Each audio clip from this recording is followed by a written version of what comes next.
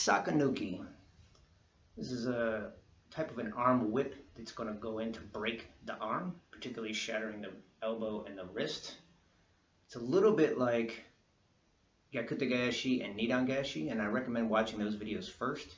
I'll go into more detail on those, and then I'm just mostly going to focus on how this is different. My training partner I set up in the same way. The way I'm grabbing the hand is going to be the same way. It's my motion at the end. On Gyakute Gaeshi and Nidan Gaeshi, it's more of a throw. I'm really locking them up and using that to throw somebody. On this one, I often see people take a fall, but I don't believe it's meant to throw somebody. I'm actually trying to snap the arm before they can take a fall.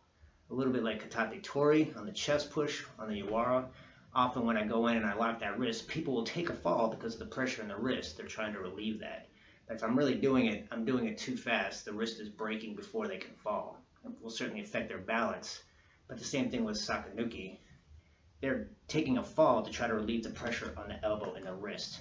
But if I'm really doing it hard enough and snapping it straight out, potentially it's breaking before someone ever has a chance to go through with their fall. So on Gyakute Gaeshi and Nidan Gaeshi, I'm going in, I'm grabbing a hand, locking it, going through, and I'm really keeping it up nice and high and extending it out to throw them. The difference on this one as I go in, as I go through, and I'm not going to lift them up and throw, I'm going to take a circular motion, facing them and pulling out on the arm, pulling it towards me to snap it.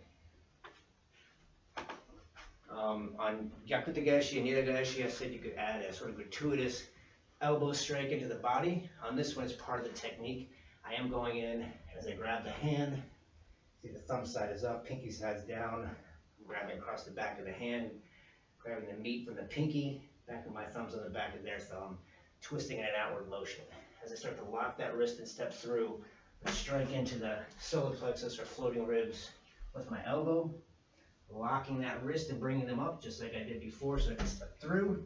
And instead of lifting and throwing, I'm going to step straight out and pull to snap the arm. What it looks like, coming up, wrapping. Usually people go down to a knee, snapping and pulling, really turning that arm all the way over, corkscrewing it and pulling it straight out.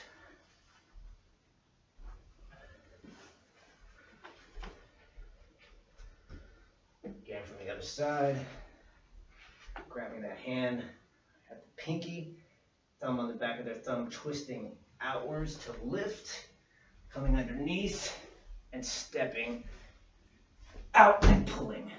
The relative position is important. If this chair, the back of the chair is the front of the person, as I'm coming through underneath, come under, and sometimes people I see out here behind or off to the side, it's not usually enough.